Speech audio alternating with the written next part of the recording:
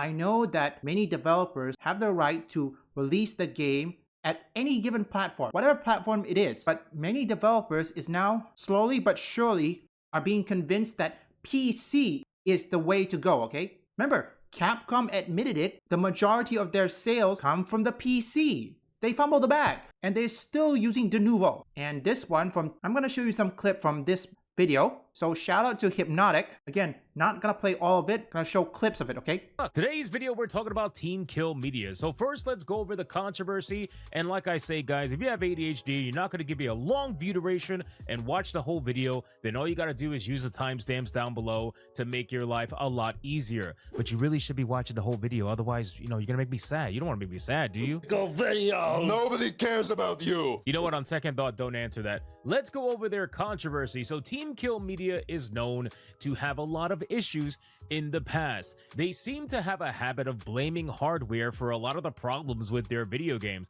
which is why a lot of people end up giving them so much crap. All the way back in mid-2023, Team Kill Media publicly framed the Xbox X and S version of Quantum Error, one of their video games, as taking longer than expected because the game was apparently made to be played around the PS5's extremely fast SSD, and claimed that the Xbox SSD is quite a bit slower, meaning they will have to change things quite a bit to compensate. Where does the controversy lie? Well, apparently it is regarding the technical claim versus the perceived marketing spin. Lots of developers talk about performance realities, but Team Kill framed landed like platform advocacy, which is basically, hey, we're PS5 designers first, rather than a neutral optimization talk fueling the console war argument. And then there was skepticism around the entire premise of there being a problem with the particular SSD. Commentators questioned whether Quantum Error was truly doing anything so SSD dependent that Xbox will require major redesigns,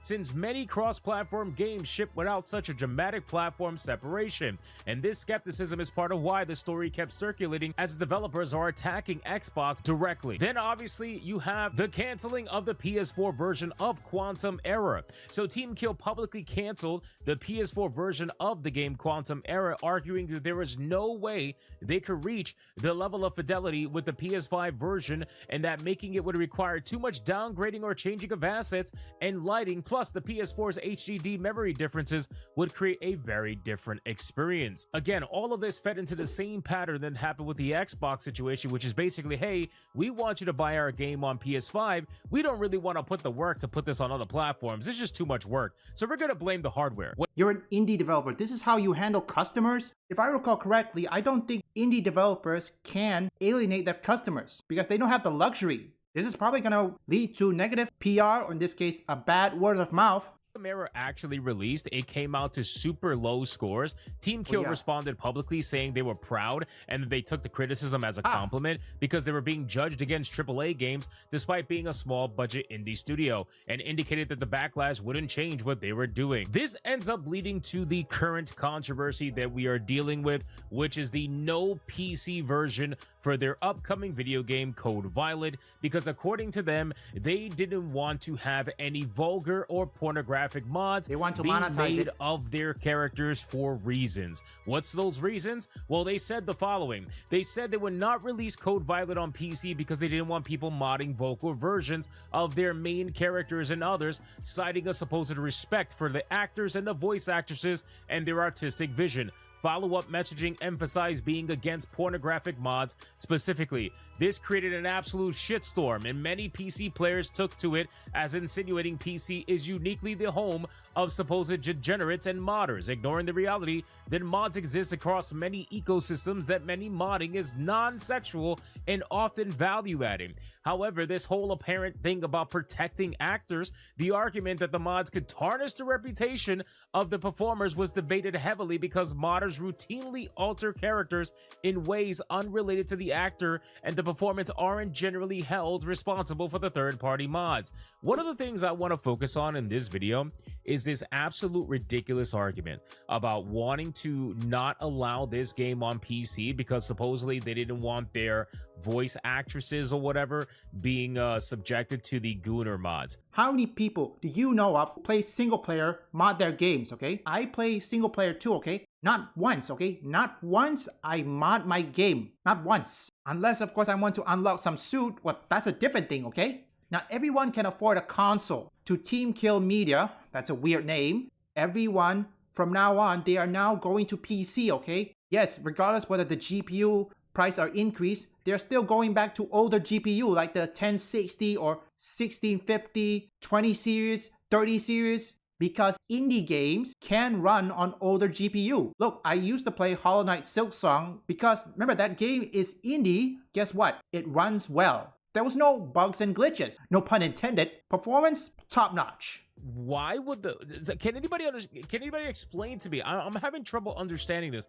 How the hell does the voice actress have anything to do with the model of the character? What does that have to do with anything, right? If the character ends up getting Gooner modded out, what the hell does that have to do with anything? That's only going to affect the game of the person who modded it. Just because it doesn't release on PC doesn't mean there isn't going to be some form of artwork, some form of mod, some form of something that's going to be made that these supposed developers are not going to end up seeing at some point. You know, I really don't think it's a really foolproof argument, and I have my theories as to why they actually said what they said, but let's continue. One more controversy that they had was that in 2025, early this year, Team Kill actually blamed piracy for the reason why Sun and Bones, their other video game, had poor sales and performance on PC. And they even tried to say that PC isn't worth it. Yes, ladies and gentlemen, while everybody else is fighting tooth and nail to release their game on Steam because they want to join one of the biggest, if not the biggest, digital platform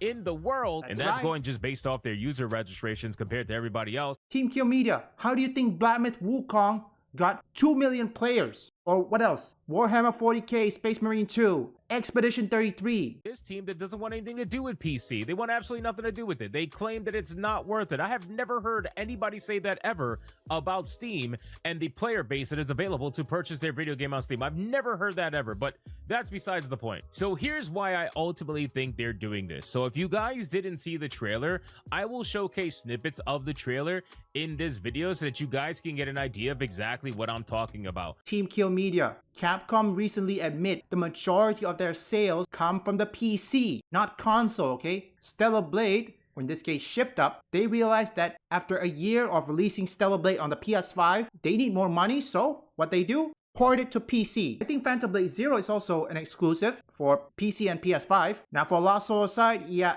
I don't want to touch on that. The game is good, mid at best. But looking at this trailer, you can clearly see that they have zero issues sexualizing the characters that they're supposedly trying to protect from the Gooners, right? Okay. Every single one of these characters got all that ass hanging out. You know what I mean? Like every single one of these characters got swimsuits on, some sort of booty shorts on. They're thoughted out to the moon. And so apparently you want everybody to believe that you're somehow protecting the voice actresses and the actors or whatever from the Gooners when you're literally thoughting them out. You might as well start an OnlyFans with these character models at this point.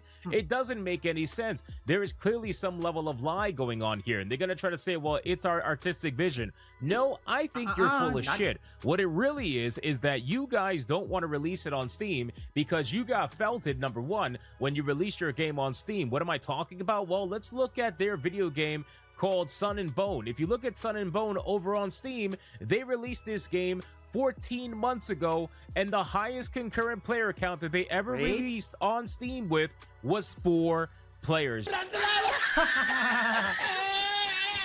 4 players, nice job. You played yourself. Let's put the whole indie and AAA out of the way, okay? Did you market it? Team Kill Media? Seriously, what? Because of piracy you don't want to release your game on Steam? Gabe Newell said this: piracy is a service problem, not a price problem, genius. Yes, ladies and gentlemen, contain your laughs. Do not laugh. Come on, be serious. I'm not laughing right now, laddie. 4 players was the highest they ever reached over on Steam 14 months ago. 4 players. They only got 16 reviews, and half of them are negative. Half of 16 reviews are negative. There is 0 people playing this game right now. There was 1 person playing this game within the last 24 hours, and I guarantee you it's probably a developer. they released to 4 players. So they tried to blame piracy for the reason why this game flopped, when in actuality, it was just a game that was not well received by anybody. So they end up abandoning the Steam platform because number one, they got embarrassed. Number two, then the reason that I truly believe that they're abandoning this is because they're going to try to adhere to the console fan base, and they're hoping that they can make money on their own Gooner skins, which, by the way, they are selling as part of the deluxe edition. We got a post here from Vera Dark that says the following. So Team Kill Media yes, said they wouldn't this launch one. Code Violet on PC because they didn't want modders to over-sexualize. And I know Hypnotic is going to say this. It's the Steam review count and the Steam numbers, which many people like to say, Steam numbers don't matter. It's the same situation like Call of Duty, okay? They will always say that, oh, Steam numbers don't matter. Let me tell you what a YouTuber called Chaos said. Chaos said, if Call of Duty isn't performing well on Steam, then you can bet that other places such as Battle.net, Xbox, PlayStation aren't gonna perform well. All right, whoever wrote this, we are reaching legendary White Knight territory. I have never seen a studio publicly, like, I don't even want to call this defending. You could call it simping. I think there should be a whole nother word created for whatever the hell we're looking at right here. Then they said, as a company, we have the right to choose how and where to sell our games. That is absolutely true, by the way. They don't have to sell on the PC platform. If they want to abandon a major player base opportunity, that is their own decision. I want to make that very clear. We have strived to answer public questions honestly, but when some, I don't think you were honest at all. Even though you have the right to choose where you want to release your game, however, customers have the right to vote with their wallet, okay? No, every customer should. That is their own decision. I want to make that very clear. We have strived to answer public questions honestly, but when some, I don't think you were honest at all, but when some disagree with our responses, they launch attacks. Well, that's stupid. Others use our comments for rage bait, which that's so funny considering they're the ones they're doing rage bait. But anyway, creating posts and videos to stoke controversy and profit from the hate. All right, so once they start saying making videos to stoke controversy and profit from the hate, you guys are literally the ones that are stoking controversy on social media. Nobody brought up your voice actress. Nobody brought up anybody on your team. You guys are the ones that did that. And then when people question the actual truth behind your statements, you got upset about it, and then you went a little bit crazy. And then you went so crazy that you ended up deleting your post. So you clearly know that you went a little bit too far, but still. So it's not okay for them to profit from their videos, but it's okay for you to profit from releasing Gooner skins after claiming that you are against the supposed Gooner skins. Or, I'm sorry, you clarified. Pornographic skins. I'm sorry. Yeah, I forgot about that. At this point, we are just never commenting on the garbage thrown at us, and if you do it on our page, you are getting blocked. Our page is for fans to come and talk with us and each other, hear what's new, or give input so that we can make our games better. Violet has all the extra outfits because so many have asked for them. There have been countless constructive criticism comments that we have taken and implemented. We fully value the feedback that we get from those who are going to have played our games. This page can be positive, so we are not going to shut up and not talk with so many great people on here that are the whole reason that Team Kill exists. And again, this whole thing seems like you can see from this previous paragraph that they're okay with the Gooner skins as long as they're the ones making it and they're the ones profiting from it.